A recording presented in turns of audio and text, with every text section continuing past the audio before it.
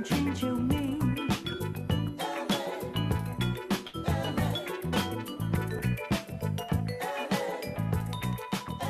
Don't change your name.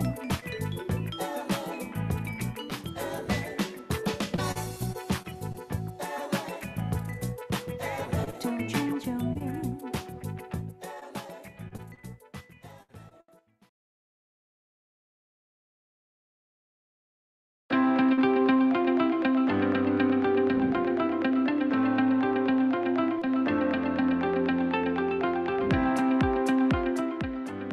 Di era digital didefinisikan sebagai 5A. Aware, appeal, ask, act, dan advocate. Nah, tapi waktu mereka perbaiki lagi menjadi versi yang Yes Gojek versi kamu, itu sampai view-nya sampai 20 jutaan. Jadi benar-benar tergantung dari konten yang kita keluarkan, apakah itu cocok dengan customer kita, dengan target segmen kita. Nanti ini akan berjalan terus. Nah, setelah kita kasih bobot prioritasnya, kita timbang di kolom sebelah kanan adalah account-account kita. Kolom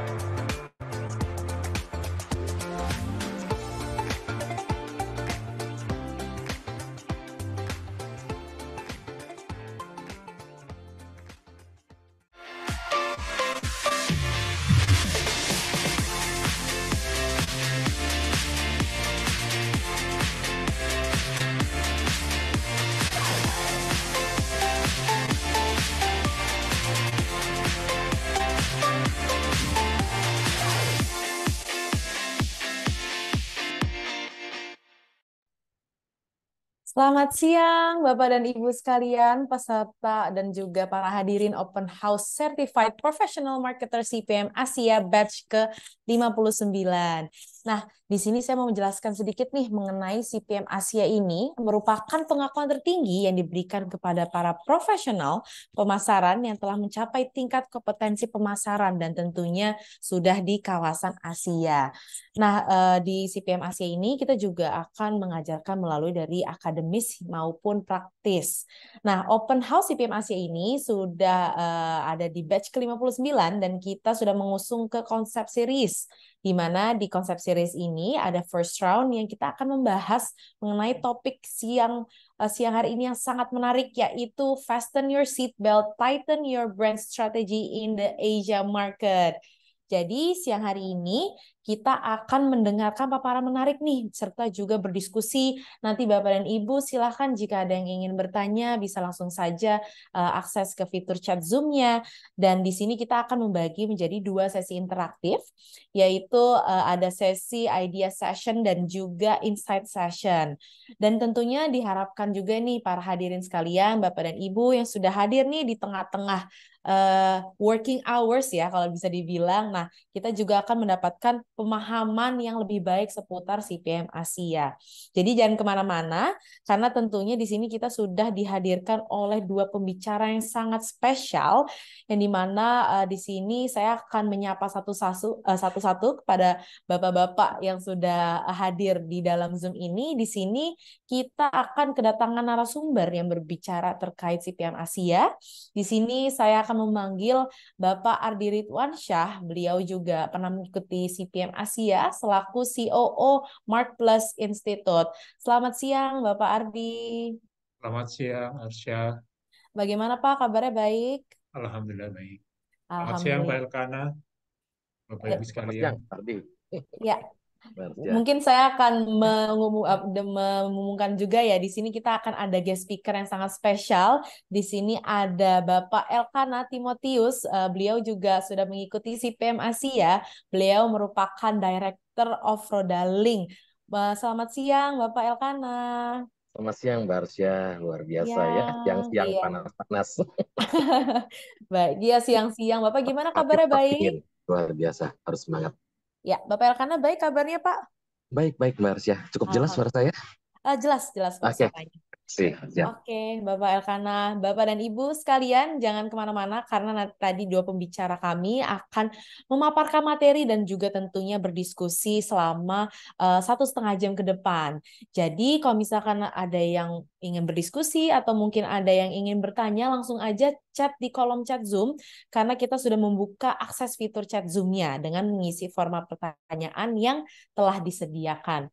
Baiklah, mungkin tanpa berlama-lama lagi, kita langsung saja mendengarkan pemaparan materi dari Bapak Ardi Ridwansyah terkait salah satu framework yang sangat menarik sesuai nih dengan topik kita pada siang hari ini, yaitu brand strategy dari Bapak Ardi sebagai idea session.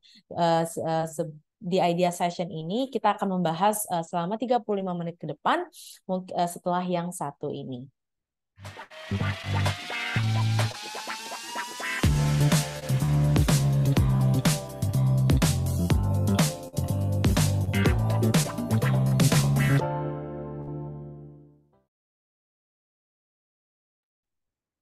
Baik, selamat siang Bapak Ibu sekalian.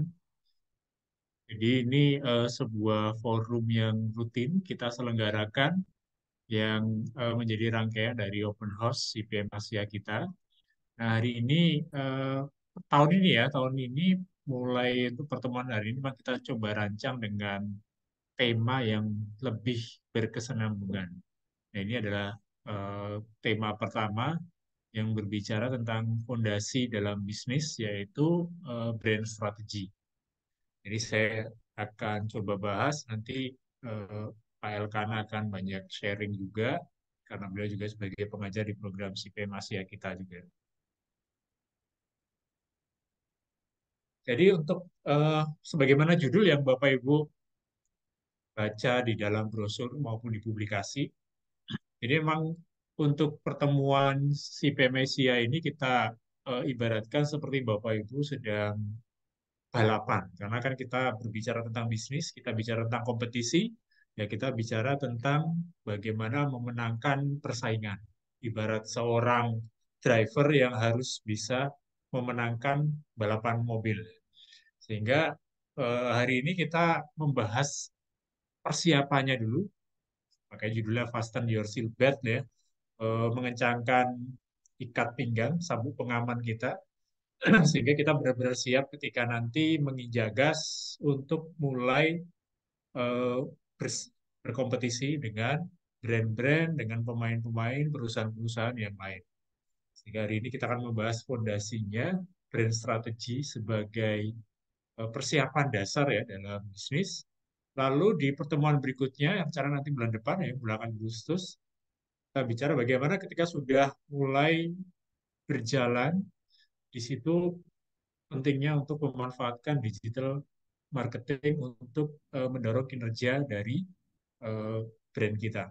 Dan yang terakhir nanti di pertemuan yang ketiga rencananya akan membahas bagaimana menumbuhkan dan menjaga brand kita agar tetap kuat, tetap disukai, dicintai oleh customer.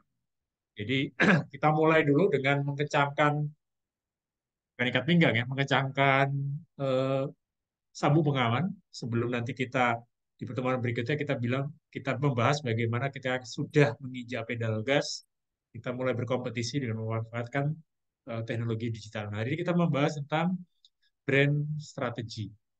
Kenapa brand ini menjadi sesuatu yang penting sekali?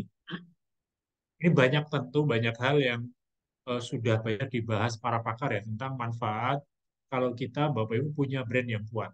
Dan ini sebenarnya bukan hanya di level perusahaan, di level produk, bahkan kalau kita analogikan sederhana, di level kita sebagai individu, betapa pentingnya menjaga, memperkuat, dan eh, membangun brand personal branding yang kuat.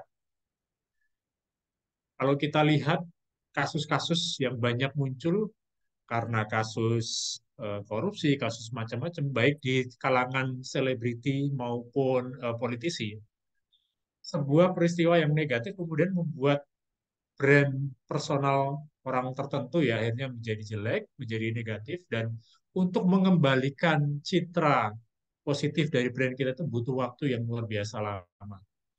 Itulah pentingnya brand di setiap level, ya, baik di level individu, level perusahaan, maupun level produk. Nah, hari ini kita akan membahas di level produk. Eh, di sini ada beberapa manfaat kalau Bapak Ibu punya brand yang kuat. Ini akan bisa menjadi keunggulan kompetitif kita. Contoh simpel, saya selalu analogikan. Kalau Bapak Ibu ditawari ibu-ibu di sini ya, ditawari produk tas. Yang satu, ini bayangkan Bapak Ibu eh, punya duitnya, bayangkan kita punya uangnya. Ditawarkan dua tas. Ini saya coba ke Arsya ya. Kamu ditawari dua tas. Secara kualitas mungkin hampir sama, desain katakanlah susu sama ya. Yang satu, let's say harganya 100 juta, yang satu 75 juta. Kamu milih yang mana sih? Tentunya yang 75 juta ya, Pak 75 Bapak. Ya. juta. Ha-ha. Oke. Karena secara kualitas sama, harganya lebih murah. Oke. Tapi yang 100 juta, mereknya Gucci. Ya. Yang 75 juta, mereknya Gupi. Kira-kira, bayangkan kamu punya duitnya ya. Kamu malah lagi mau beli tas nih. Masih sama atau akan cenderung berubah pilihan kita, pilihan kamu nih? Mungkin karena Gucci ini juga adalah brand yang terkenal ya, Bapak Ardi ya. Jadi Ya. akan kita konsiderasikan sih, karena brand itu sudah terkenal banget gitu dan istilah udah punya brand identity yang kuat. Jadi itu bisa mempengaruhi. Lebih milih yang Gucci ya kalau bedanya sih gitu. Saya pikir nih 75 juta Gupi ini merek apa gitu kan. Jangan-jangan kualitasnya cuma KW, jangan-jangan bukan kulit asli dan sebagainya. Tapi kalau kita Gucci, udah merek global terkenal, luxury good yang semua orang sudah tahu. Di samping sebagai jaminan kualitas, tapi juga memberikan manfaat emosional juga bagi yang membeli. Dan itu eh, hampir semua kita mungkin mengalami itu ya. Ketika kita dihadapkan pada pilihan-pilihan beragam produk, kita akan cenderung memilih produk yang brandnya memang kita percayai. Brand yang memang bisa kita eh, pertimbangkan bahwa ini kira-kira manfaatnya secara fungsional lebih baik atau memang bisa memberikan manfaat emosional yang lebih besar bagi kita, kebanggaan, eh, image, dan seterusnya. Nah, itu sesuatu yang luar biasa penting yang bisa dikontribusikan oleh brand terhadap produk kita, terhadap pembeli penjualan produk kita. Bahkan brand sendiri kalau dijual, brandnya ya, izin untuk menggunakan brand itu bisa luar biasa mahal. Saya sering ilustrasikan ya, kalau Bapak Ibu yang menggunakan Samsung atau Apple. Samsung saja contoh, saya tadi cek ya, brand value dari Samsung, Samsung, jadi huruf Samsung ya, 7 huruf itu, nilai brandnya kalau dijual itu 99 billion US dollar tahun ini. Itu 99 billion US dollar. Terus untuk analogis simpelnya aja ya, kalau dirupiahkan atau nilai segitu, itu seberapa gede sih? Itu kalau Bapak Ibu bikin IKN di Kalimantan, itu bisa dapat 2 dan masih dapat kembalian. Apa mahalnya harga sebuah merek. Ingat ini harga merek ya, bukan harga fasilitas Samsung, pabrik, distributornya, handphonenya, bukan. Tapi nilai dari brand Samsung itu sendiri. Artinya saking kuatnya sebuah brand, bahkan bisa memiliki nilai yang luar biasa seperti itu. Inilah kenapa tadi brand strategi itu menjadi fondasi yang penting dalam bisnis sebelum kita mulai ngegas, sebelum kita mulai ngejagas, berkompetisi, maka kita harus membangun strategi branding yang kuat. Nah, ini akan kita bahas pada siang hari ini. Jadi, kalau kita bicara brand strategi itu bukan hanya masalah iklan, bukan sekedar bicara tentang, oh harus iklan yang banyak, harus promosi yang masif, tetapi harus punya, nanti kan kita bahas ya, 3 elemen penting dalam membangun brand strategi. Nah, 3 elemen itu, ini satu model yang sudah dipakai Marketplace mungkin 30 tahun lebih ya, Bapak Ibu.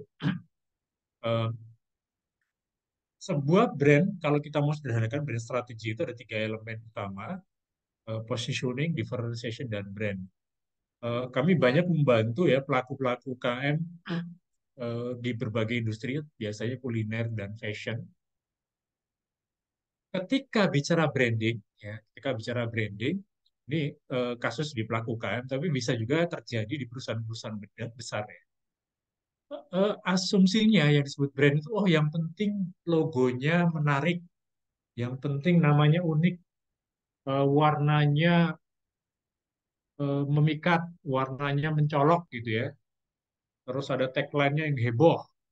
Nah, gambaran orang ketika bicara branding biasanya berkutat hanya di seputar desain, visualisasi, dan sebagainya. Nah, di model ini menegaskan bahwa branding strategi itu bukan hanya masalah visualisasi, bukan hanya masalah desain, tapi sebuah brand, dan di sini ya, logo, nama, warna, bentuk, itu punya identitas, punya makna kalau didukung dengan positioning. Dia punya arti kalau kita juga sudah menentukan positioning yang ada di balik brand atau logo yang kita buat. Ini yang disebut dengan brand identity, bahwa brand kita harus didukung dengan sebuah positioning, harus ada artinya. Ketika Bapak Ibu disebutkan nama Marketplace misalnya, itu kan ada makna tertentu, ada asosiasi tertentu yang muncul, itulah positioning. Ketika disebutkan eh, nama orang, nama produk, nama perusahaan, semuanya kan mewakili brand, ada image tertentu. Ketika Bapak Ibu disebut Pak Ganjar, Pak Prabowo, Pak Anies, saya sebutkan tiga-tiganya biar nggak dianggap kampanye ya. Itu kan pasti punya asosiasi sendiri-sendiri ya. Pak Ganjar begini, Pak Anies begini, Pak Prabowo begini. Nah, itulah positioning.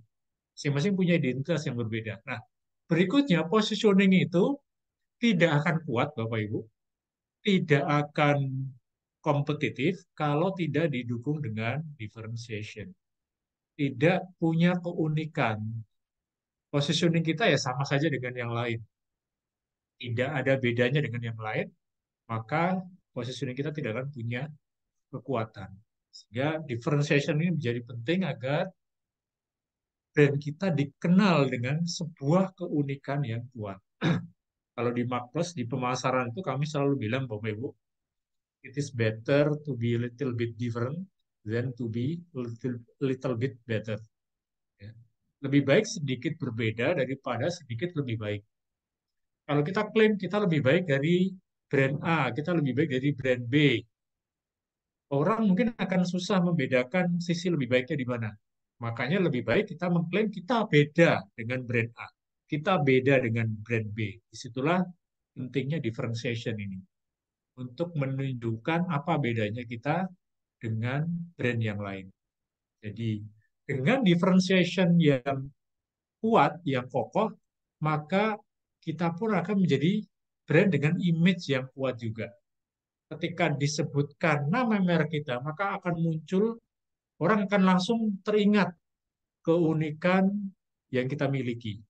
Inilah kaitan antara positioning, differentiation, dan brand. Jadi kembali kalau Bapak Ibu menggunakan framework ini, brand itu bukan hanya sekedar nama, bukan hanya sekedar logo, bukan hanya sekedar sebuah visualisasi, tapi harus punya makna yang nanti akan kita bahas ya. Maknanya sendiri tidak sekedar makna asal-asalan, tapi harus juga mengacu kepada target segmen yang akan kita bidik. Target segmennya siapa akan menentukan positioning yang perlu kita bangun.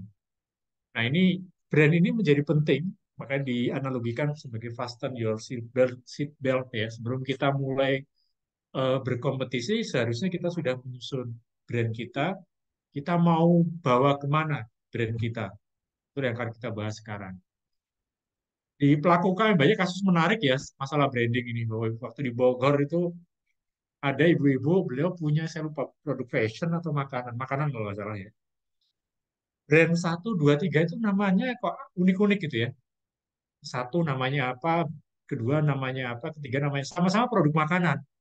Tapi kayak nggak nyambung satu dengan yang lain. Saya tanya kan, kok bisa beda-beda Bu? Oh iya Pak, ini yang satu, ini nama anak saya yang pertama, yang kedua nama anak saya yang kedua. Jadi menggunakan nama putra-putri beliau untuk nama brandnya. Nah, ini kan jadi ya harus harus kita tentukan, kita pilih juga nama yang memang nanti harus mengacu kepada positioning yang ingin kita bangun. Bahkan nanti dalam memilih warna, bentuk dan sebagainya, itu ada harus saling konsisten dengan positioning dan diferensiasi yang kita ingin bangun. Di tempat yang lain ada cerita seorang ibu pengusaha, beliau pengusaha batik,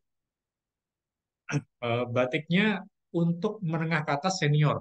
Jadi untuk segmen senior, menengah ke atas, dan kita tahu batik itu warnanya harusnya warna-warna tanah ya istilahnya, di coklat tua, coklat muda, coklat tua, jadi warna-warna gelap, warna-warna tanah. Tapi beliau, karena memang target segmennya senior, bukan anak muda. Tapi karena tidak memahami konsep ini, setelah dijelaskan baru sadar, oh ya ini salah Pak, saya selama ini. Karena beliau memilih warna itu justru warna-warna cerah, warna-warna muda. Jadi tidak nyambung ya dengan positioning dan diferensiasi dengan target market yang dibidik. Lebih parah lagi, ini kasus nyata juga, ada seorang pengusaha, dia cerita proses kelahiran brandnya.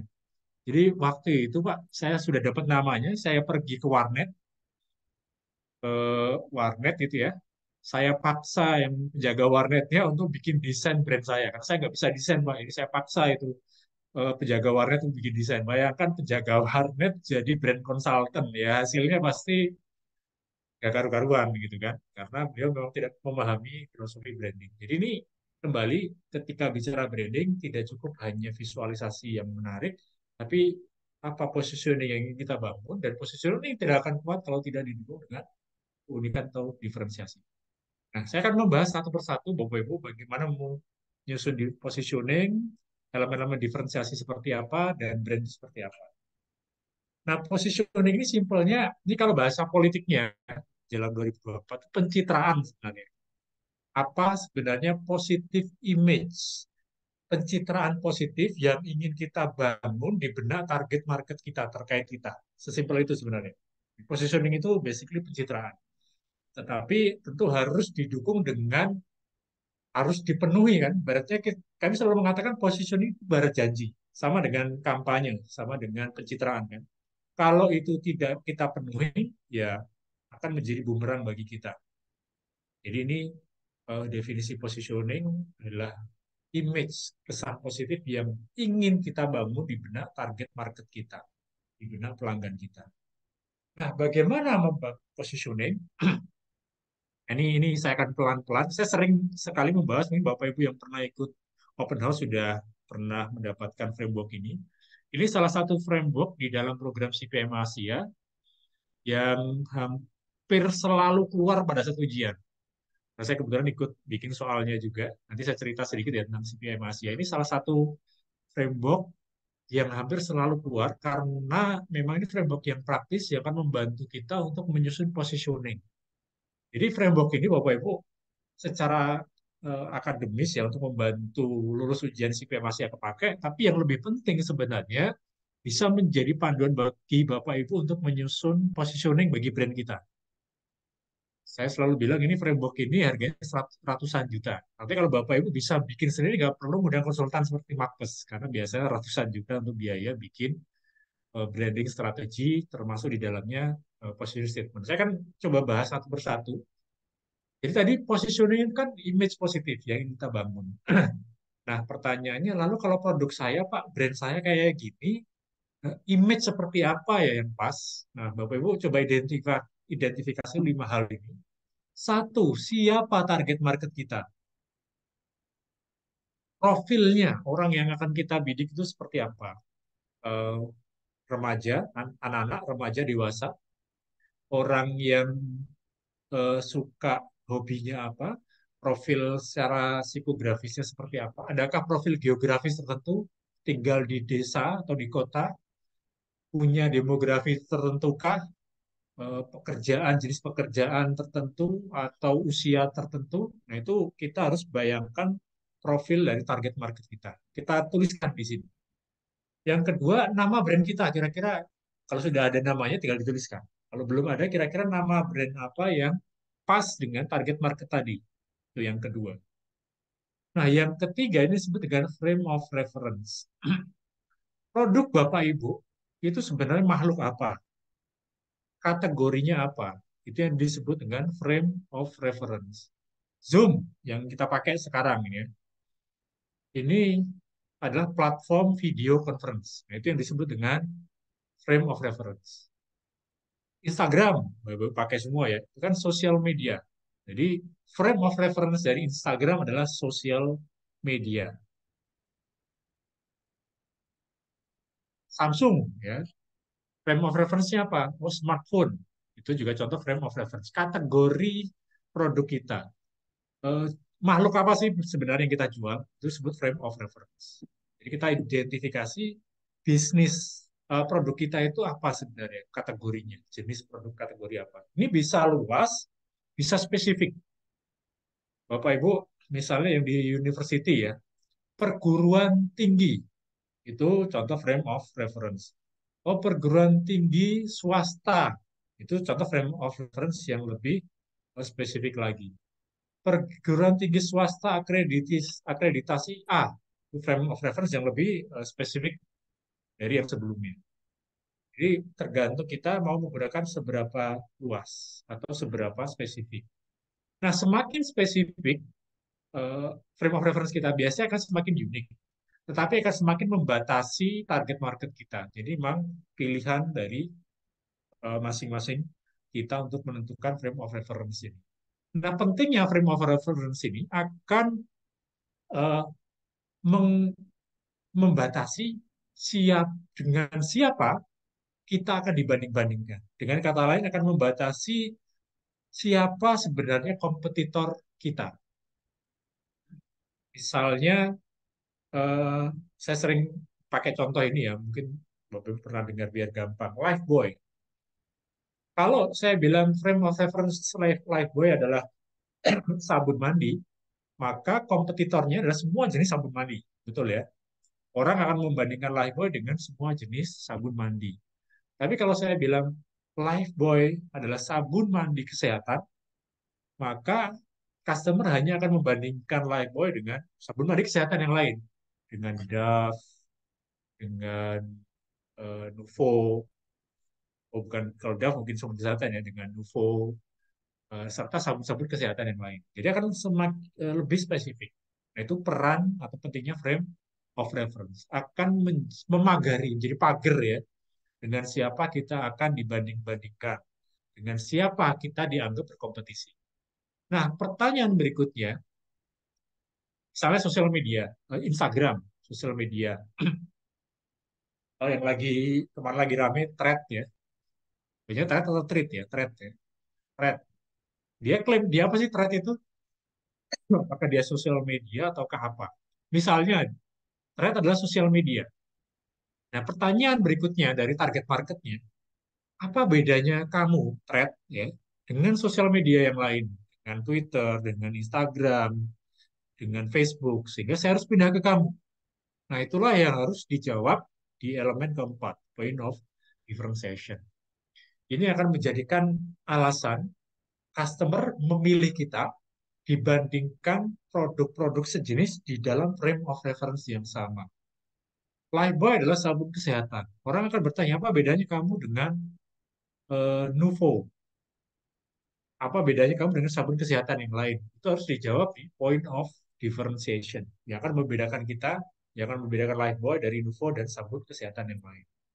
Jadi itu point of differentiation.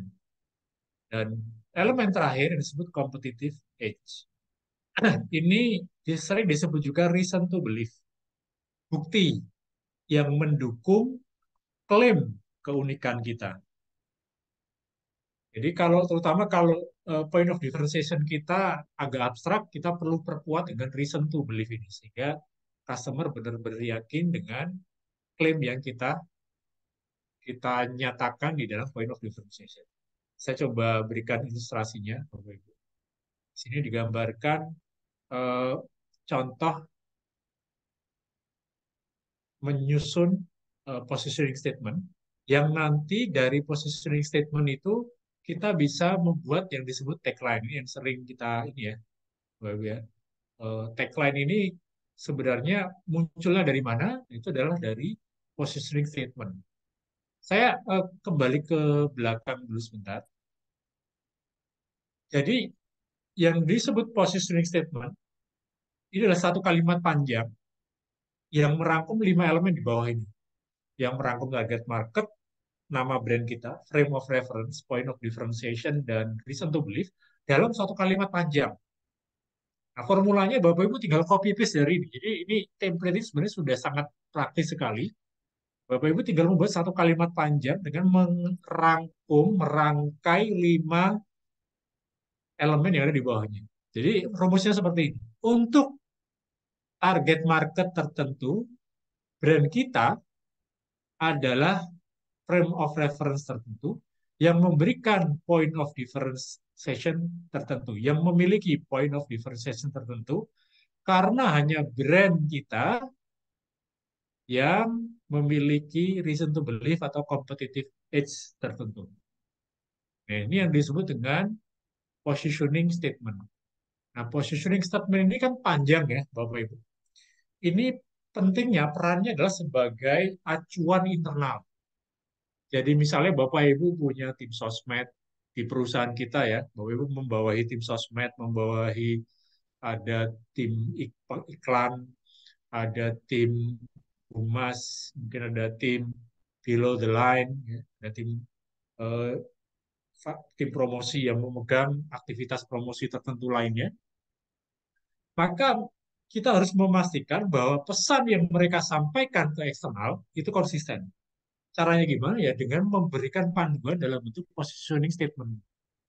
Jadi ketika brand kita dikomunikasikan oleh tim kita di IG, diiklankan di Facebook Ad, dibikin artikel dan di SEO-kan ya, lalu dipromosikan di radio, di billboard, di televisi, di majalah, surat kabar, mungkin kalau masih pakai ya. Meskipun brand kita dikomunikasikan di berbagai channel, baik online, offline, bahkan disampaikan secara lisan oleh tim sales kita, maka dengan adanya positioning statement yang satu ini, semuanya akan konsisten informasinya. karena mengacu ke satu panduan yang sama. Jadi ini pentingnya positioning statement. Nah, dari kalimat panjang itulah nanti ke eksternal. Jadi positioning statement yang panjang ini kembali itu panduan internal ya. Ke eksternalnya maka perlu disimplifikasi, perlu dirangkum menjadi cuma 2-3 kata saja yang disebut dengan tagline. Jadi tagline itu munculnya dari mana? Dari rangkuman positioning statement tadi. Nah, ini saya berikan contoh Gulaku. Ini familiar semua ya. Target marketnya siapa? Gulaku. Nama brandnya kan Gulaku. Target marketnya ibu rumah tangga dari segmen menengah ke atas, keluarga menengah ke atas. Jadi memang yang bukan keluarga kebanyakan tapi menengah ke atas. Ini ilustrasi ya, ilustrasi. Frame of reference-nya apa? Eh, gula, ya gula pasir bermerek. Ya, gula pasir bermerek. Apa bedanya gulaku dengan gula pasir bermerek lainnya? Kalau dengan gula pasir yang curah, jelas beda. Pertanyaan orang kan dengan yang gula pasir bermerek lainnya apa bedanya? Nah, ada dua hal yang diklaim, bisa diklaim oleh gula. Nanti akan kita lihat ya, kita bedah secara lebih spesifik tentang point of differentiation ini. Dari mana sih kita bisa mengambil angle keunikan produk kita? Nah, ini bisa secara fungsional. Oh, ini dibuat dengan dari tebu yang berkualitas tinggi. Prosesnya, bahan bakunya berkualitas tinggi. Tapi juga secara emosional. Gulaku menyampaikan, membawakan suasana kehangatan dalam keluarga. Nah, itu konteks yang lebih emosional. Apa buktinya? Klaim dua tadi.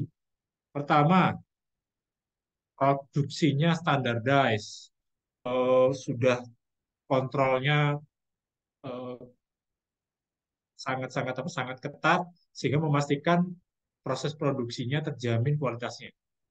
Punya pabrik yang ISO bla bla bla itu bisa Bapak klaim di dalam competitive edge atau reason to believe. Jadi data, angka, sertifikasi itu contoh aspek-aspek yang bisa kita klaim di reason to believe untuk memperkuat point of differentiation tadi. Nah, ini kan klaim bukti yang memperkuat bahwa kita memang high quality produk. Nah, yang kedua, diferensiasi ini kan membawa kehangatan dalam keluarga. Buktinya apa? Saya dia klaim dipakai oleh jutaan keluarga menengah di Indonesia. Misalnya datanya bahwa bisa sampaikan ada data statistiknya, data kuantitatifnya. Misalnya dipakai lebih dari 60 juta keluarga di kelas menengah di Indonesia. Itu reason to believe untuk memperkuat klaim kita, agar klaim kita tidak dianggap sebagai omongan tanpa bukti. Nah, dari situ kita bisa, dari 5 elemen ini kita bisa membuat positioning statement-nya. Untuk keluar ibu rumah tangga kelas menengah, gulaku adalah gula pasir bermerek yang menawarkan kualitas tinggi dan membawa kehangatan dalam keluarga karena hanya gulaku yang prosesnya terstandarisasi dan digunakan oleh banyak keluarga kelas menengah di Indonesia. Nah, ini yang disebut dengan position statement yang nanti harus dipegang oleh salesman-nya Gulaku, tim iklannya Gulaku, tim sosmednya Gulaku, sehingga pesan yang akan mereka sampaikan sama semua. Jadi semua hashtag, semua keywords akan mengacu kepada elemen position statement ini. Nah, ini kan terlalu panjang, sehingga perlu diringkas menjadi sebuah tagline. Nah, tagline ini sudah bicara kreatif ya, tim kreatif kita untuk merangkum informasi yang ada dalam position statement menjadi 3-4 kata yang singkat, mudah diingat, dan memikat. Itulah tagline. Nah, contoh di sini kan, karena biasanya mengacu ke point of differentiation. Dia kan high quality product, itu kan diwakili kata premium. Membawa kehangatan keluarga, diwakili oleh kata full senyum. Ini ilustrasi ya, karena tagline Gulaku yang sebenarnya bukan ini. Ini untuk ilustrasi Bapak Ibu agar tahu prosesnya seperti apa. Jadi gula premium hidup full senyum gitu misalnya. Jadi ini bagaimana tagline itu lahir, idealnya adalah melalui proses seperti ini. Jadi itu positioning. Jadi positioning akan memberikan meaning, memberikan arti, memberikan identitas terhadap logo, nama, merek kita. Nah, kembali positioning tidak akan kuat kalau tidak punya keunikan, tidak punya diferensiasi. Nah, diferensiasi sendiri, Bapak Ibu ada 3 pilihan. Agar kita bisa tampil beda, kita bisa mempertimbangkan 3 hal ini. Konten, konteks, dan infrastructure. Saya bahas satu persatu.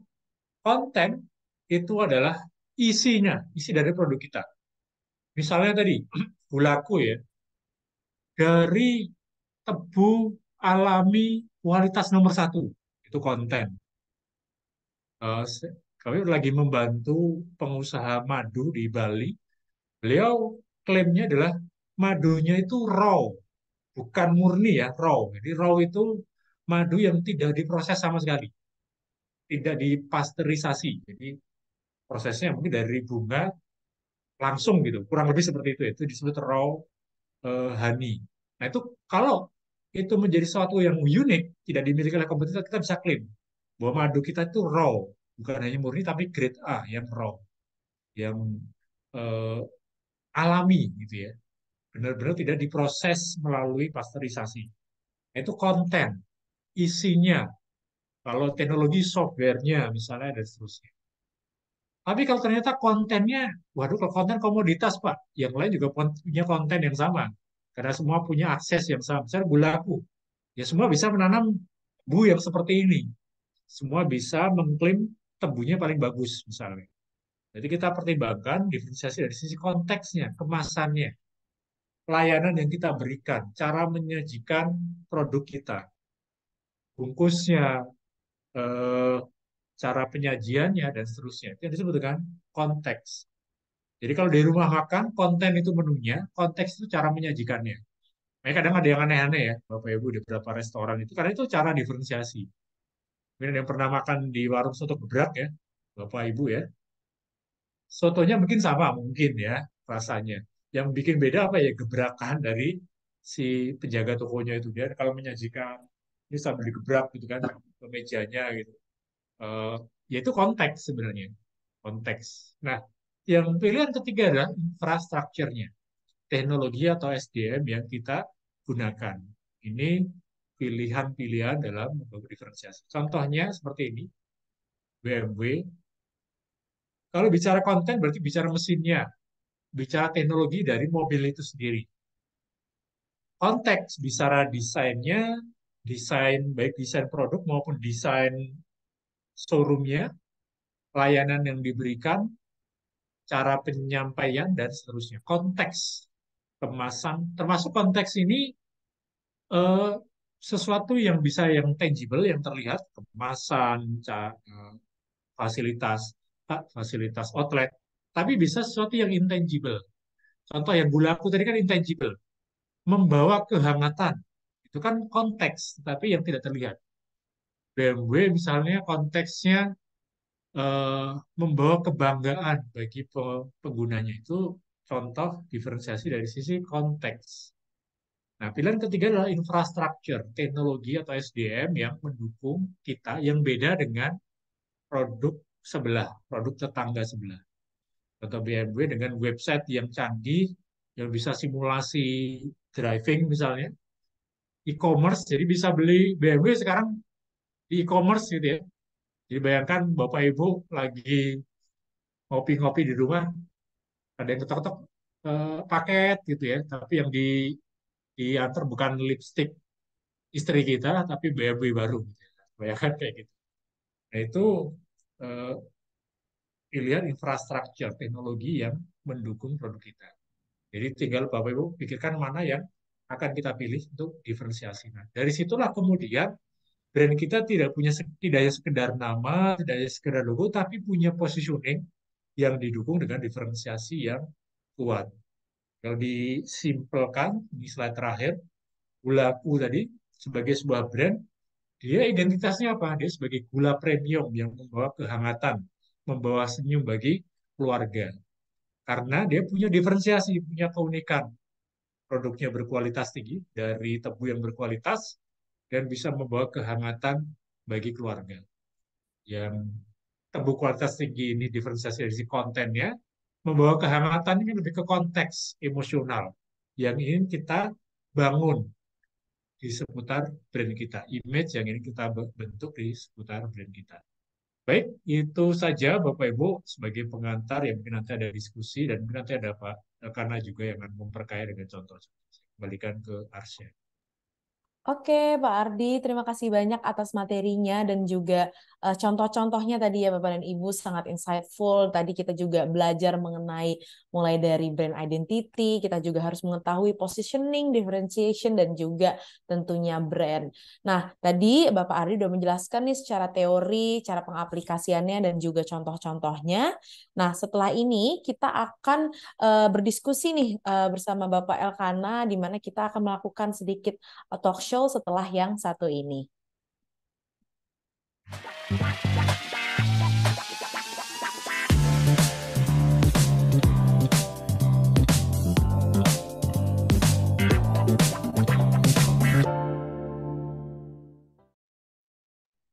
Oke, Bapak dan Ibu sekalian, kita sudah masuk ke dalam sesi guest speaker nih, dan juga bisa dibilang talk show. Di sini udah bergabung juga ada Bapak Elkana Timotius selaku Director of Rodaling. Selamat siang lagi, Pak Timotius. Pak Elkana apa Pak Timotius nih dipanggilnya, Pak? Maaf nih sebelumnya. Ya, Elkana aja, Karsya. Oh, Bapak Elkana, baik. Panggil Oke, Elkana aja, Karsya. siap Bapak. Moga-moga jelas. Ya. Oke, Bapak Elkana nih, kita mungkin tadi kan aku sudah sempat ngasih tahu ini kepada Bapak dan Ibu sekalian kalau Bapak Elkana ini adalah selaku Director of Rodaling. Mungkin Bapak Elkana bisa perkenalkan diri kembali, mungkin bisa menjelaskan Bapak Elkana dulu juga ikut CPM Asia juga, dan mungkin mengenai posisi Bapak Elkana sekarang, silahkan bisa memperkenalkan diri sebelum kita masuk ke dalam talk show kita pada siang hari ini, Pak. Oke, Karsya dan teman-teman semua Bapak Ibu ya, di sore dan siang ini memang seru banget. Saya ngikutin banget ya materi yang tadi disampaikan Pak Ardi ya. Oke, saat ini saya di Rodaling Indonesia, yaitu brand toko sepeda ya. Jadi nanti ini harus dibedakan antara corporate brand dan product brand. Jadi memang yang kita expose itu kebanyakan adalah product brand, bukan corporate brand. Nah itu, jadi itu sesuatu yang berbeda. Jadi mungkin kalau ada yang tanya, Rodaling itu apa ya? Kok ini ngomongin brand, saya juga nggak ngerti, nggak tahu ya. Nah tapi waktu saya ngomong Polygon, nah itu mungkin teman-teman lebih paham Polygon gitu ya. Sama seperti S Hardware, Crispo, dan kawan lama. Nah itu kan beda-beda brandnya ya. Padahal masih satu poin, masih satu rumah begitu. Nah saat ini saya dipercaya untuk menangani mengelola jaringan toko retail sepeda ya di Indonesia. Dan di grup kita itu selain di Indonesia, Malaysia, dan Singapura. Dan grup besarnya adalah Polygon Group, manufaktur pabrik sepeda yang berlokasi di Sidoarjo. Ya, nggak kerasa udah 14 tahun saya di sini. Begitulah singkatnya, Kak ya.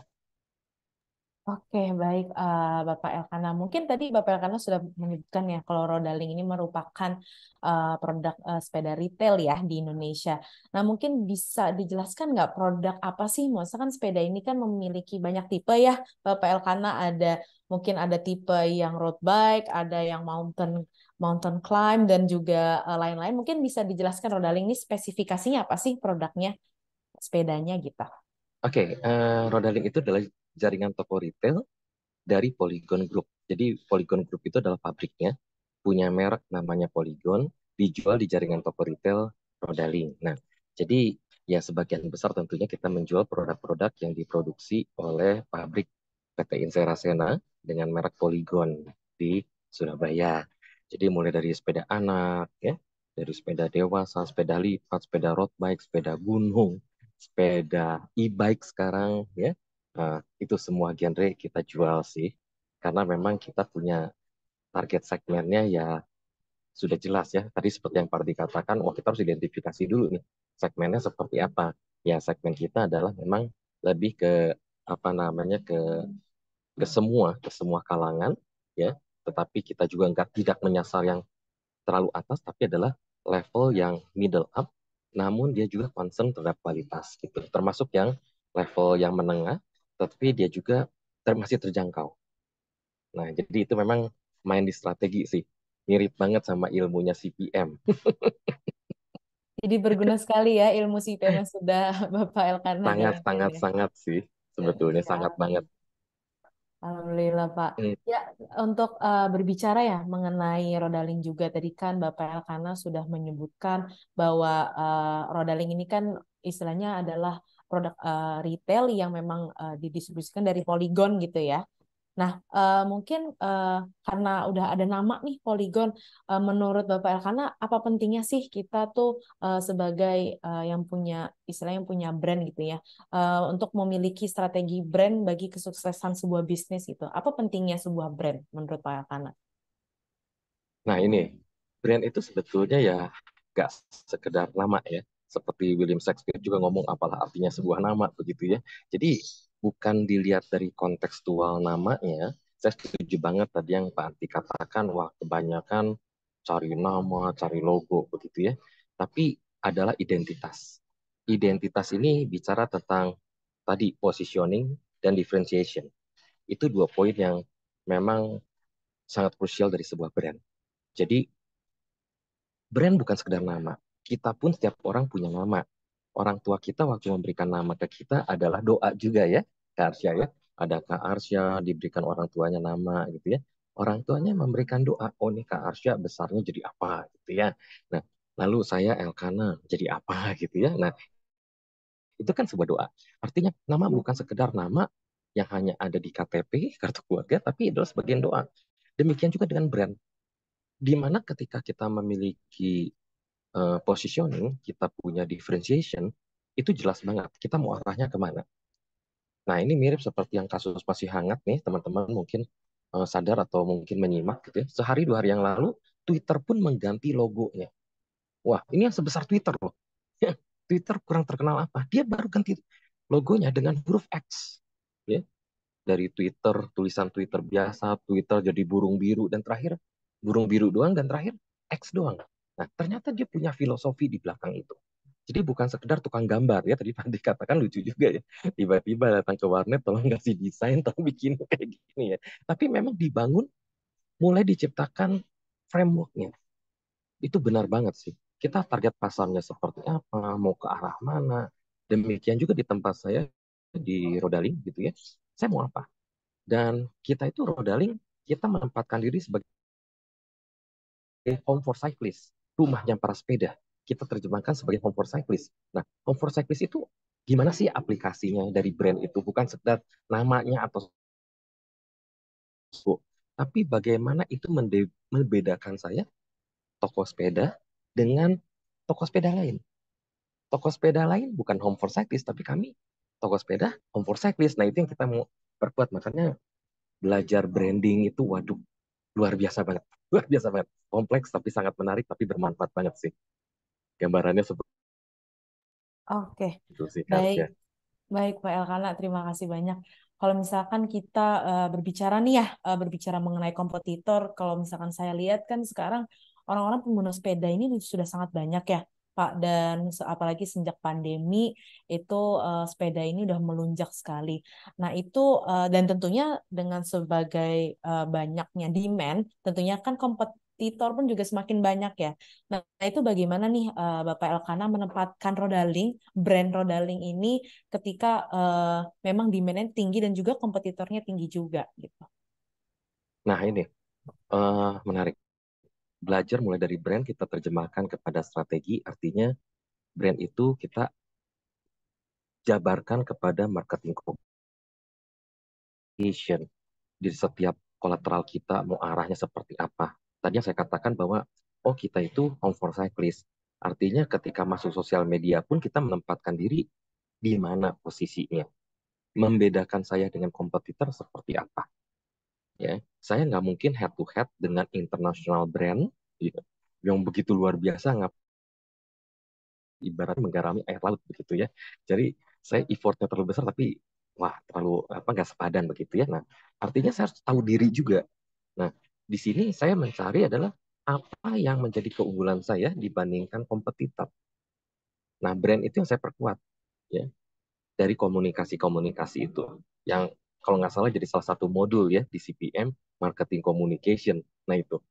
Tapi sebelum ke sana, harusnya kalau saya boleh sharing sedikit ya, ada satu modul di CPM yang menarik itu adalah marketing research. Kebetulan saya pegang marketing research. Saya merasakan banget itu bermanfaat banget. Kenapa? Ketika saya membangun brand, diawali dari riset. Sebetulnya customer tuh yang seperti apa sih? Customer karakternya tuh mau yang seperti apa? Brand kita di mata customer seperti apa? Jangan kadang-kala kita punya asumsi doang ya. Wah, yakin deh semua orang kenal brand kita gitu ya. Saya yakin deh semua orang kenal kita gitu ya. Padahal mungkin persepsi brand perception kita di mata customer beda. Nah, untung aja sebetulnya salah satu modul di CPM adalah marketing research, marketing communication. Nah, ini marketing strategi. Wah, ini pilar-pilarnya semua ya. Dan ini 3 di antara 5 modul yang sangat manfaat di CPM sih. Kalau saya boleh jujur sih, harusnya. Oke, baik. Berarti emang sebenarnya dari strategi brand nih ya, kan strategi brand nih istilahnya adalah awal mula bagaimana kita mau memperlihatkan di dunia ini kita identitasnya seperti apa sih. Nah, setelah itu baru dari segi marketing communication-nya itu juga penting diperhatikan ya, Bapak Elkana ya. Oke, nah mungkin kalau misalkan Betul kita banget. kan kita hari ini akan membahas lebih dalam nih mengenai brand strategi.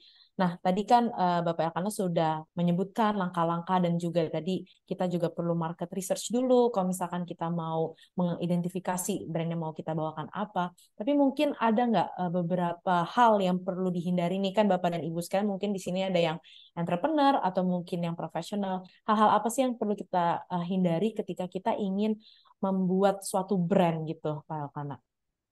Yang pasti sih kita harus menghindari bahwa brand kita itu gak match dengan market kita. Hmm. Itu udah kesalahan fatal. Kalau misalnya brand kita tidak tidak inline, gak match, gak masuk dengan market yang kita mau masuk, wah itu udah kesalahan fatal. Makanya tadi saya melihat dari Pak Ardi bagus banget di awal itu adalah sebetulnya marketnya ya. Selalu ngomong kita marketnya apa? Kenapa? Saya kasih contoh gini. Harusnya ya, misalnya saya pakai bahasa Prancis gitu ya, yang susah ngomongnya begitu ya. Padahal saya itu targetnya misalnya di daerah yang belum tentu mereka juga familiar dengan artinya. Nah, mungkin ini bukan sekedar oh ya karena cuma sekedar nama, tapi filosofinya pun nggak dapet gitu. Apa yang susah dipersepsikan gitu ya, persepsinya tuh agak agak melenceng. Jadi hati-hati banget dari segi warna, nama, tagline, dan ya memang kompleks sih. Cuman itu wajib kita hindari kalau misalnya kita sendiri nggak kenal market kita. Dan kita buat brandnya nggak nyambung sama brand kita. Wah itu yang paling fatal banget. Oke, Bapak Elkana, terima kasih. Nah, ini kalau misalkan yang saya tahu nih ya, kalau misalkan Rodaling kan ini logonya nih ya, kalau misalkan kita bicara dengan logo itu kan adalah apa namanya orang bersepeda nih ya, istilahnya. Kita ketika ngeliat logonya itu langsung kepikiran, oh ini pasti toko sepeda gitu. Nah, mungkin Ya. dengan ketika membuat logo tersebut, apakah Rodaling ini menyesuaikan dulu nih dengan visi misinya lalu membuat logonya apa seperti mana? Jadi apakah logonya itu ada makna di balik itu, Pak Elkana? Sebetulnya sih waktu awalnya jujur aja nggak belum ke sana karena belum CPM. Karena belum CPM itu ya. Jadi kita sudah 25 tahun. Jadi logo itu tuh 25 tahun yang lalu diciptakan, ada permajaan beberapa kali sih. Nah, tapi memang yang kita lihat, yang kita pelajari adalah eh, selain mudah diucapkan, minimal di Indonesia, Singapura, Malaysia, dan juga relate dengan sepeda. Jadi begitu lihat logo orang tahu ini toko sepeda bukan toko rokok lah ya. Dan awalnya nggak mudah sih jujur aja sih. Kurang lebih 5-10 tahun pertama orang ketika mendengar Rodaling itu disangkanya toko ban mobil ya. Jadi toko ban gitu ya. Oh kata ada kata rodanya soalnya oh toko ban. Lalu pernah juga saya dapat masukan ya, survei. Oh Rodaling, Rodaling itu apa? Oh Rodaling itu provider internet karena ada link-linknya gitu. Jadi ini provider internet. Nah, itu perlu waktu 50 tahun, lebih dari 10 tahun saya rasa ya. Sampai kita berani mandiri. Waktu awal-awalnya kita lebih banyak menonjolkan produk yang kita jual, poligonnya, brand poligonnya sendiri. Ya kita orang taunya jadinya toko sepeda poligon, bukan toko sepeda Rodaling yang menjual sepeda poligon. Nah, walaupun tuh masih saudara kandung ya. Nah, wah, belajar dari sana kita memberanikan diri. Oke, kalau gitu memang kita harus memperkuat identitas. Rodaling is toko sepeda. Brand adalah merek sepeda. Nah, ini yang kita harus perkuat ya. Nah, waktu awalnya memang ya jujur aja sih 25 tahun lalu belum ada CPM rasanya ya. Jadi kita belum kepikiran membangun brand itu secara terstruktur frameworknya seperti itu. Sehingga orang jadi salah kaprah, oh ada ini toko ban ya. Oh ini provider internet. Ya perusahaan internet, jaringan internet. Nah itu ya. Kita butuh waktu lebih dari setengah perjalanan hidupnya Rodaling 25 tahun. Akhirnya ya belajar dari sana, kita tahu oh ya cara membangun brand seperti ini. Eh, kita itu adalah toko sepeda. Ini brand kita adalah corporate brand. Nah, artinya yang membedakan sama kompetitor apa poin-poin apa aja sih dan konsistensi itu menjadi penting. Ya, misalnya color identity kita merah dan hitam. Ya udah, kita konsisten di merah, hitam dan putih. Ya, terus-menerus kita sounding dengan beberapa refreshment tentunya dan finally ya lumayan lah ya. Eh, belum sempurna tapi sudah lumayan lah. Memang Oke. brand itu kompleks harus ya. Iya betul, harus dites dulu ya ke marketnya dulu ya Bapak Elkana. Kalau enggak kita belum tahu. Mungkin kalau tadi Bapak Elkana kan membahas mengenai kan mengkomunikasikannya dulu yang awalnya orang-orang tuh masih bisa mengira Rodaling ini ada yang toko ban, ada yang toko internet segala macam. Nah, itu mungkin Pak Elkana punya tips dan triks nggak bagaimana biar kita bisa menyampaikan brand kita nih kepada orang misal customer yang masih awam terhadap Rodaling itu cara efektifnya gimana sih? Apakah kita langsung menyampaikan kayak nih Rodaling nih adalah merek yang seperti ini gitu atau mungkin ada caranya gitu nggak cara mengkomunikasikannya? Karena kan brand tuh penting ya, nggak hanya sekedar logo tapi bagaimana kita juga bisa menempatkan perusahaan kita gitu kepada di mata Oke, di awal-awal customernya. Silakan. oke, di awal-awalnya mungkin gini, yang pasti adalah saluran komunikasinya memang harus sesuai dengan target pasar itu pasti. Nah, tapi saya melihat begini, ada sebagian customer yang lebih soft selling. Soft selling dalam artian begini, orang Indonesia mayoritas cepat lupa. Kalau misalnya tidak ada experience, cepat lupa. Pasar Indonesia tuh cepat lupa gitu ya. Cepat ingat, cepat viral, 1 bulan lagi lupa tuh viral, ya hilang lagi ya. Nah, jadi sama dengan brand. Saya memang melihat begini, saya memberikan experience-nya dulu. Memberikan pengalaman dulu yang unforgettable, experience shopping bagi customer, dan setelah experience shopping itu kena, tentunya brand akan mengikuti ya, akan mengikuti diingat semakin populer di masyarakat. Kurang lebih seperti itu sih Karsya. Jadi selain saluran komunikasi, tapi saya ya cara kami di Rodaling adalah lebih ke arahnya ke soft selling. Kenapa? Karena kita mempertimbangkan secara cost dan waktu juga time efisiensi. Jadi kita prefer misalnya lebih kepada memberikan experience shopping, pengalaman kepada customer, dan ketika mereka hijau dia akan tanya, nama tokonya apa ya? Itu karena kita termasuk ya apa namanya dengan efisiensi ya limited budget tapi bagaimana kita mendapatkan hasil yang maksimal itu sih bagian dari strategi juga sih Iya, Arsya.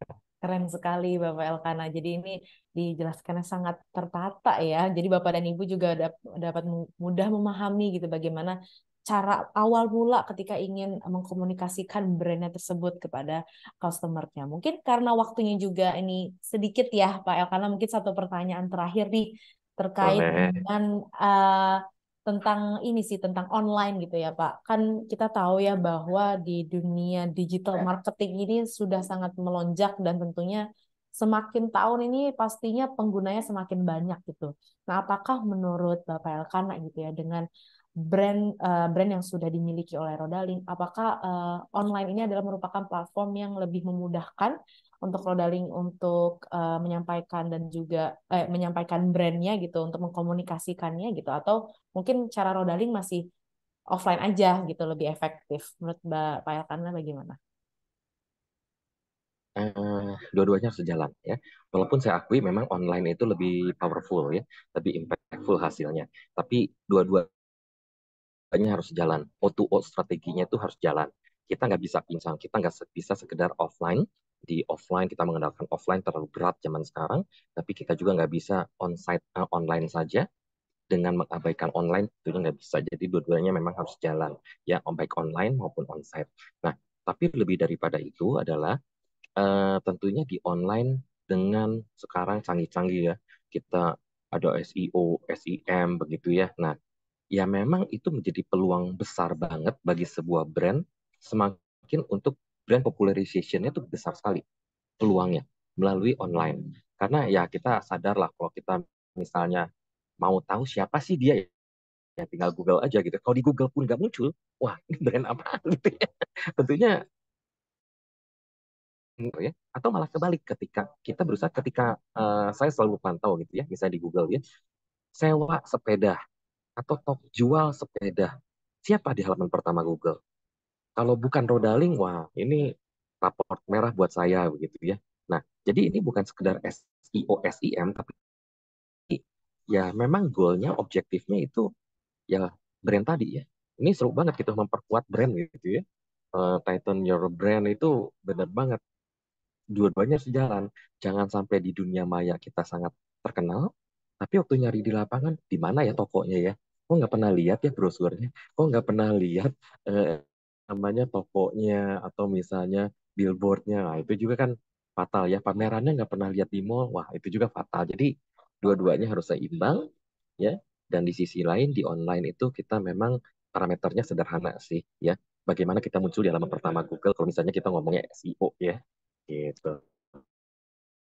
Kurang lebih gitu sih kan Oke, oke, terima bocorannya. kasih banyak ya Pak. Karena kalau misalkan saya nih sebagai customer Rodaling juga, kalau misalkan lagi nge-search sepeda tuh pasti memang Rodaling yang paling pertama gitu ya di Google ya biasanya. Dan itu ternyata penting sekali ya tanpa disadari Nah, ya Pak syukurlah. karena ya.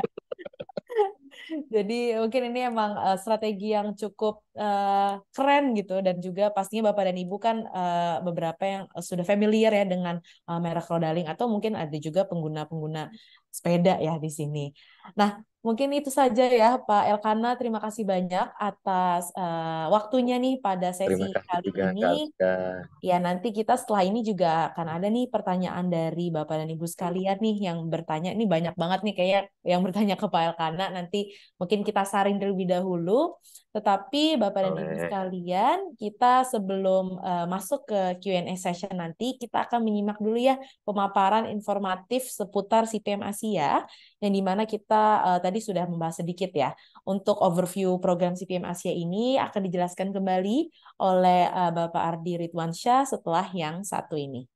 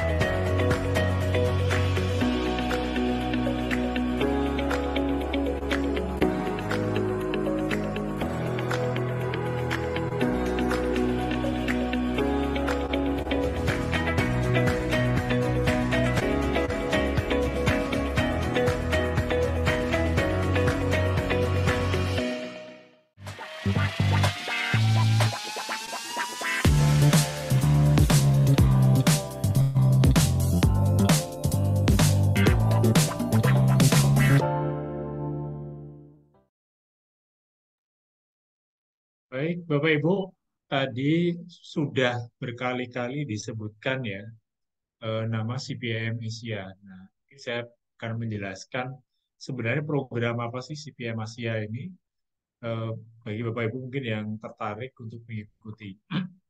Nah, kalau kita bicara di dunia bisnis ya, mungkin kalau Bapak Ibu yang rekan-rekan, Bapak Ibu yang kan di sini mungkin sebagian besar sebagai orang marketing ya, punya rekan baik akademisi maupun profesional teman di kantor di bagian finance atau HR, terutama finance. Itu kalau Bapak Ibu perhatikan di belakang nama mereka, biasa itu banyak gelarnya. Di luar gelar akademis itu bisa berderet panjang sekali. Mungkin yang punya teman-teman HR juga seperti itu. Nah, kita sebagai orang marketing, masa tidak ada eh, program sertifikasi bergelar yang juga diakui. Nah, inilah jawabannya adalah di program CPM Asia ini. Jadi ini adalah program sertifikasi yang sesuai dengan namanya memang levelnya adalah level Asia.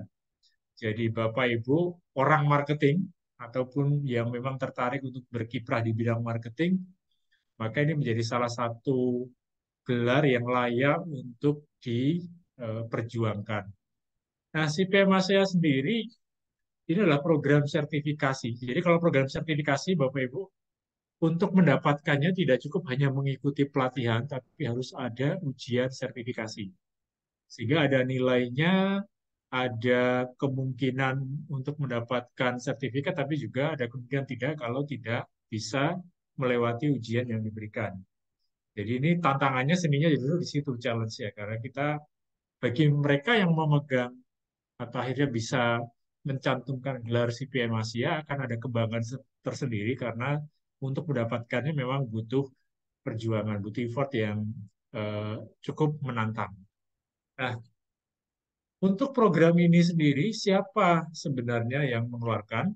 Karena kalau kita bicara gelar, umumnya memang organisasi asosiasi yang memberikan. Nah, CPM Asia ini dikeluarkan oleh Asia Marketing Federation. Ini sebuah organisasi profesi di bidang pemasaran yang anggotanya 16 National Marketing Association. Jadi anggotanya bukan individu, tetapi asosiasi profesi pemasaran yang ada di 16 negara. Bangladesh, China, Jepang, Thailand, Vietnam, Korea, dan seterusnya, bahkan sampai ke Mongolia. Nah, di Indonesia sendiri, organisasinya mungkin Bapak Ibu yang sudah ada yang sudah familiar juga, ada di bawah Indonesia Marketing Association atau IMA. Jadi IMA sebagai bagian dari IMF turut mendukung program sertifikasi CPM Asia ini.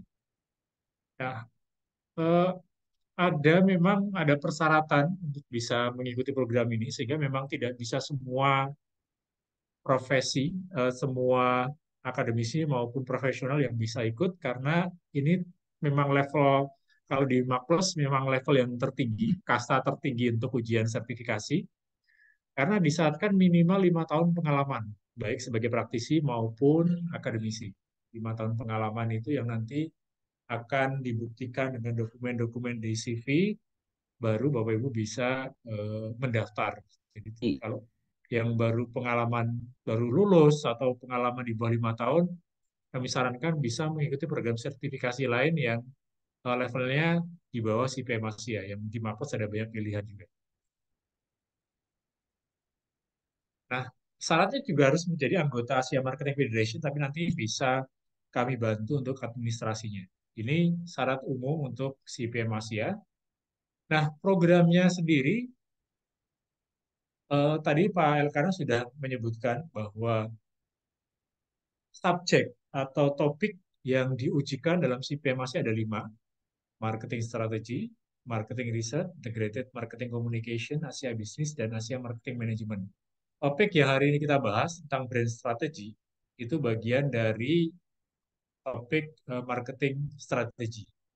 Nah, menariknya Bapak Ibu, kalau Bapak Ibu perhatikan di sini, dari 5 subjek, jadi 5 subjek atau 5 ujian, ini nanti serentak dilakukan se-Asia, setahun hanya 2 kali, biasanya sekitar bulan April dan bulan Oktober. Serentak dengan soal yang sama, soal dalam bahasa Inggris. Nah, menariknya dari 5 soal, 5 subjek, 3 subjek disusun oleh tim dari Indonesia. Marketing strategi, marketing research, dan integrated marketing communication, tim Indonesia yang menyusun. Jadi kita yang membuat soalnya dipakai di seluruh Asia. Sementara dua subjek, Asia Business dan Asia Marketing Management nanti dari Singapura yang akan membuat soalnya. Jadi artinya oh, seharusnya teman rekan-rekan profesional marketing di Indonesia banyak yang ikut karena kita ikut berkontribusi secara signifikan dalam program ini. Masuk ujiannya 3 dari 5 tim dari Indonesia yang menyusun. Dipakai seluruh Asia. Nah, eh, kalau Bapak Ibu merasa sudah pede, sudah mumpuni ya, baik secara konsep, terutama secara konsep dan pengalaman di bidang marketing untuk 5 subjek ini, bisa saja langsung ikut ujiannya. Tapi kalau merasa pengen lebih memperdalam lagi, agar lebih siap untuk ikut ujian, maka bisa mengikuti program pelatihan yang diselenggarakan oleh Makpres selama 5 hari. Jadi 5 hari ini untuk persiapannya, jadi satu subjek akan dibahas selama 1 hari dari pagi hingga sore. Jadi nanti akan dilakukan secara online, jadi Bapak Ibu yang di luar kota pun bisa mengikuti program ini tanpa harus jauh-jauh datang ke Indonesia. Nah, ujiannya sendiri yang terdekat, masih ada cukup waktu ya Bapak Ibu, akan diselenggarakan 23 hingga 27 Oktober. Jadi pelatihannya 5 hari, jeda sekitar 10 hari nanti akan ada ujian. Ujiannya 5 hari karena 1 hari akan ada satu subjek. Misalnya hari Senin, ujian marketing strategi, Selasa, marketing riset, dan seterusnya. Nah, khusus ujian akan dilaksanakan after office hour, biasanya sekitar jam 7. Sekitar 3 jam, Bapak Ibu nanti akan mengikuti ujian secara online dengan SOP yang nanti akan dijelaskan, di mana setiap hari akan diberikan satu soal. Yang itu nanti akan dinilai dan menjadi dasar apakah Bapak Ibu bisa layak untuk mendapatkan gelar CPM Asia. Jadi ini jadwalnya jadi masih ada cukup banyak waktu, baik untuk persiapan maupun untuk mempersiapkan baik secara administrasi maupun persiapan untuk mengikuti ujiannya.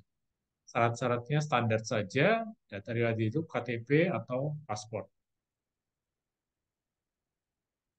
Nah, biaya programnya sendiri kalau paket lengkapnya sekitar 15,8.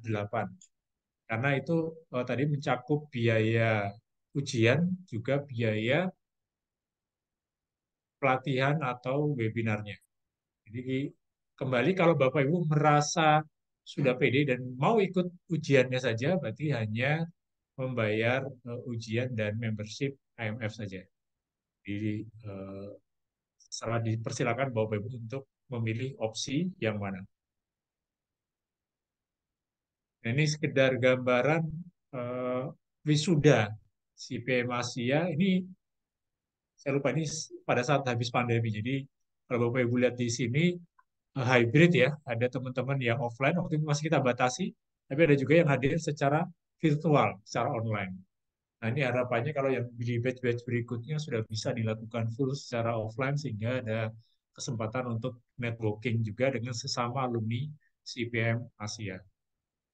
Nah, ini contoh sertifikatnya, nanti stempelnya dari Singapura, tapi soalnya dari 3 dari 5 dari Indonesia. Nah, alumni CPM Asia sendiri tersebar baik dari perusahaan BUMN, hampir semua BUMN besar sudah mengirimkan karyawan, timnya, manajemennya untuk mengikuti program CPM Asia. Demikian juga perusahaan-perusahaan swasta juga banyak, termasuk juga dari Bapak Ibu akademisi. Karena akademisi terutama yang mengajar di bidang marketing biasanya akan butuh kredensial seperti ini. Baik, itu saja sekedar pengantar sedikit tentang CPM Asia agar Bapak Ibu tidak penasaran ya berkali-kali disebut tentang CPM Asia. Saya kembalikan ke Arsya untuk sesi berikutnya. Oke, terima kasih Pak Ardi atas pemaparan penjelasannya mengenai program CPM Asia ini, Bapak Ibu. Tadi juga udah di chat Zoom ini sudah diberikan ya program-program CPM Asia ini. Boleh aja langsung kontak langsung yang ada di kolom chat Zoom. Nah, setelah ini kita udah mendengarkan pemaparan mengenai sesi diskusi juga tadi talk show bersama Pak Elkana. Kita akan masuk sesi yang sangat ditunggu-tunggu, yaitu sesi tanya jawab dari beberapa pertanyaan yang sudah kami kumpulkan nih dari Bapak dan Ibu sekalian. Lumayan banyak nih ya, tetapi mungkin untuk keterbatasan waktu juga nanti kita akan menyaring pertanyaannya yang akan ditujukan kepada Bapak Ardi dan juga Bapak Elkana. Tetapi sebelum kita berbincang-bincang kembali dengan speaker kita pada siang hari ini, mari kita saksikan dulu setelah yang satu ini.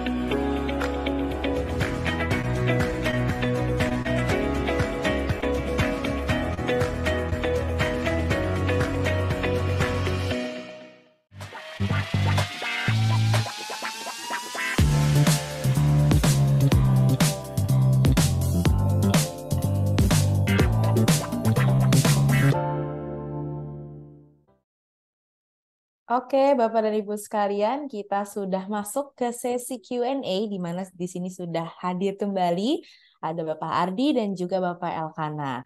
Nah, mungkin untuk pertanyaannya kita akan menyesuaikan dengan waktunya ya, Bapak Ardi dan juga Bapak Elkana. Tapi di sini saya dan juga tim Mark Plus sudah mengumpulkan beberapa pertanyaan. Nah, di sini juga ada yang dari untuk Bapak Ardi dan juga ada untuk Bapak Elkana. Mungkin saya bacakan pertanyaan kepada Bapak Ardi terlebih dahulu ya. Jadi di sini ada dari Bapak Susilo KW di mana selaku advisor aset mau bertanya mengenai satu competition brand. Karena bertemu dengan company brand dan terdapat biasanya kata-kata yang mirip dengan perusahaan kita. Nah, sehingga klien itu kadang menganggapnya sama. Apakah pergeseran preposition juga menentukan brand image dan harus ditinjau ulang dalam strong positioning branding? Mungkin Bapak Ardi silahkan kalau misalkan ingin menjawab. Ya, Pak Susilo ya. Mungkin singkat saja Pak Susilo. Jadi kalau dalam konsep brand equity itu kan faktor-faktor yang bisa memperkuat atau memperlemah brand kita. Ada brand awareness, sejauh mana orang kenal dengan brand kita, brand loyalty, sejauh mana customer loyal dengan merek kita, perceived quality, lalu juga faktor-faktor yang lain. Salah satunya adalah paten. Jadi brand kita sebenarnya harus dilindungi dari praktek untuk mengcopy atau praktek me too ya. Sehingga eh, karena satu brand sudah terkenal, ada brand lain yang ingin mendapatkan limpahan dari brand tadi dengan menggunakan logo, nama, ataupun tagline yang mirip-mirip dengan brand kita.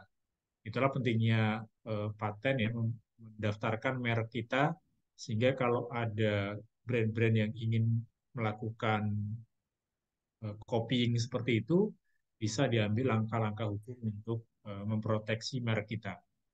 Nah, itu dari sisi hukum. Dari sisi marketingnya, tentu kita perlu mengedukasi customer agar customer bisa membedakan merek kita melalui identitas-identitas ataupun aset yang kita miliki. Aset itu bisa website resmi, sosial media resmi, maupun campaign yang kita lakukan, semuanya harus punya identitas yang tetap bisa membedakan kita dari brand-brand yang ingin melakukan proses ikut-ikutan tadi ya, ingin meniru kita. Mungkin seperti itu, Arsya. Jadi ada langkah marketing, ada langkah, ada kutub legalnya. Oke, baik. Terima kasih Bapak Ardi. Semoga Pak Susilo menjawab ya untuk pertanyaannya. Mungkin selanjutnya saya akan tujukan pertanyaan kepada Bapak Elkana. Di sini ada dari Bapak Robi, di mana beliau dari Stikom Bandung. Pertanyaannya adalah, apa ciri-ciri brand yang baik dalam persyaratan dan apa langkah pertama yang harus membuat produk menjadi brand? Nah, mungkin Bapak Elkana silakan dijawab. Oke, sebetulnya kembali lagi pada filosofi sebuah brand ya, di mana brand itu adalah identitas. Harus ada positioning. Artinya ketika orang paham bahwa mendengar brand ini adalah persepsinya langsung relate dengan sesuatu, nah itu adalah keberhasilan sebuah brand. Jadi kalau misalnya orang masih bertanya-tanya, misalnya ya karena brandnya terlalu rancu. Sebagai contoh begini, misalnya saya sebut sebuah merek nama toko Jaya Makmur. Jaya Makmur itu toko apa? Bisa toko furniture, bisa toko material, ya, bisa toko elektronik. Karena nggak jelas, ya. Dan orang pun ketika mau membeli elektronik nggak langsung mengingat Jaya Makmur gitu ya, misalnya. Artinya brand atau misal maaf ya di sini agak sedikit keributan ya, sedang ada pembangunan. Begitu disebut store brand Jaya Makmur, maka brand itu gagal menurut saya sih, ya. Tapi ketika saya ngomong brand lain, misalnya Cinto Bundo, wah, begitu ngomong Cinto Bundo, relate-nya apa? Yang kita pasti muncul. Wah, ini rumah makan Padang nih, ya. Ini pasti masakan Padang. Wah, artinya brand itu berhasil. Cinto Bundo karena dia sudah memrefleksikan diri, dia pun sudah sangat kuat terhadap persepsi produk atau jasanya. Jadi untuk mengukur keberhasilan suatu brand sederhana sih, itu harus research sebetulnya. Kembali lagi top of mind orang apa? Ya, jangan kayak tadi Jaya Makmur, Hidup Sentosa, ya Baru Jaya gitu ya. Atau wah itu ya, nama-nama brand yang bisa jadi apapun gitu. Nah, itu menurut saya agak kurang kurang kurang pas ya. Nah, kurang lebih moga-moga bisa menjawab ya. Dan tadi yang pertanyaan kedua adalah bagaimana tahapannya? Kembali lagi startnya dari riset sih. Kalau saya startnya dari riset, maunya kemana? Kembali lagi kita harus seperti yang langkah-langkah tadi Pak Ardi sudah katakan, memang frameworknya seperti itu. Flow-nya kita mau ke arah mana, nilai-nilai value-nya apa yang kita mau sampaikan, bangunlah brand itu. Jadi brand bukan sekedar nama, bukan sekedar logo, bukan sekedar tagline atau warna identity, tapi brand adalah nilai-nilai yang saya mau sampaikan kepada customer. Kurang lebih gambaran generalnya kayak gitu sih Kak ya. Oke, terima kasih banyak Bapak Elkana. Semoga Pak Robi ya menjawab untuk dari pertanyaan yang sudah dijawab oleh Bapak Elkana. Nah, setelah ini mungkin saya akan tujukan kepada Bapak Ardi juga mengenai CPM Asia itu sendiri. Di sini ada dari Dr. Ervina Pasaribu, di mana izin bertanya untuk ujian sertifikasi online yang setiap hari satu soal, apakah diketik esai atau oral presentation? Mungkin Bapak Ardi silahkan dijawab. Baik, terima kasih Dokter Ervina. Ini menarik karena kami menemukan tren dokter-dokter mulai belajar marketing. Nah, memang dulu kan ada anggapan rumah sakit tidak boleh melakukan marketing, tapi sebenarnya prinsip-prinsip marketing tetap sangat relevan untuk dunia healthcare. Eh, untuk ujiannya, semuanya murni tertulis, Bapak Ibu, sehingga memang tidak ada wawancara langsung, tapi nanti hampir 100% dalam itu studi kasus, di mana Bapak Ibu, artinya bukan multiple choice ataupun esai, tapi akan dihadapkan pada kasus-kasus, di mana Bapak Ibu akan dituntut untuk menganalisa dan menjawab kasus tadi dengan framework marketing tertentu. Jadi ibarat sebagai konsultan yang Bapak Ibu akan dihadapkan pada problem-problem pemasaran dan harus memberikan jawaban berdasarkan analisa. Jadi seperti itu, jadi murni dalam bentuk tertulis, tidak ada presentasi, tidak ada oral testnya. Oke, baik. Terima kasih Bapak Ardi. Semoga Dokter Ervina ini terjawab ya pertanyaannya. Dan mungkin ini terakhir ya, saya akan tanya kepada Bapak Elkana. pertanyaan terakhir ini cukup menarik. Mungkin Bapak Elkana bisa jelaskan nggak mengapa sih kita perlu ikut CPM Asia? Mungkin Bapak Ibu di sini kan masih ragu nih ikut nggak ya gitu mungkin. Kenapa sih kita harus ikut CPM Asia gitu? Apakah ini berguna untuk perusahaan Pak Elkana? Silahkan. Oke, CPM pada dasarnya adalah suatu sertifikasi pengakuan. Ya, jadi ini berbeda sama gelar akademis. Gelar akademis kita mempelajari teori, ya, teori-teori, dan itu adalah untuk kita pribadi ya gelar akademisnya. Tapi gelar profesional seperti CPM ini adalah untuk karir kita. Nah, di mana kita tuh diakui dalam hal ini kalau CPM Asia saya merasakan begini. Certified for Professional Marketer in Asia. Kita itu di tingkat Asia sudah diakui kinerja kita. Setidak-tidaknya kita kompeten. Kenapa? Karena saya merasa begini, Bu. Dari lima modul itu kita mempelajari Asia Business. Wah, ini ya, itu kasusnya tuh up to date banget. Susah sekali soalnya ya, saya ini gak nakut-nakutin ya. Jadi kalau misalnya baca-baca soal ujian tahun-tahun sebelumnya gitu ya, seperti Asia Business, Asia Marketing Management, itu nggak ada di textbook. Beda seperti yang kalau misalnya Bapak Ibu S3 marketing sekalipun, S2 MM marketing sekalipun nggak mempelajari itu. Ya, bedanya. Jadi begitu kasusnya CPM, wah ini kasus-kasus yang real, up to date, ibaratnya ini kasus yang 3 bulan sebelumnya terjadi. Nggak ada tuh kasus tahun 80, kasus 2000, nggak. Kasus yang mungkin bulan kemarin atau minggu ini terjadi, itu yang dibahas. Wah, jadi memang kita benar-benar dituntut gitu ya kemampuan profesional kita dalam karir kita sebagai seorang marketer di tingkat Asia. Mulai dari kita membuat riset, membangun komunikasi, membuat strategi, termasuk juga bisnis di Asia dan marketing manajemen di Asia. Bagi saya bukan cuma untuk pribadi tapi juga untuk perusahaan itu jadi sangat uh, bermanfaat ya. Kalau misalnya punya orang-orang yang memang sudah tersertifikasi CPM, itu value bagi company juga sih. Gambarannya itu, Karsya. Oke, terima kasih banyak ya Pak Elkana nih Bapak dan Ibu sekalian, kita sudah ada bukti nyata gitu. Jadi Bapak Elkana ini juga Bapak Elkana ikut CPM di tahun berapa Pak? 2013 waktu itu, kalau nggak salah, Oh, 2013 atau 2014 ya. Nah itu jadi kasus yang 2013 beda sama kasus sekarang, gitu ya. Tapi karena sudah CPM, artinya memang kita sudah terbiasa gitu dengan kasus-kasus yang seputaran India, Hong Kong, Thailand, gitu ya. Jadi memang sudah terbiasa akhirnya, dan itu kan bagus banget ya kalau misalnya Bapak Ibu berada di perusahaannya itu memang skupnya Asia gitu. Setidaknya itu sangat bermanfaat banget ya. iya, betul sekali Pak. Saya sangat setuju juga.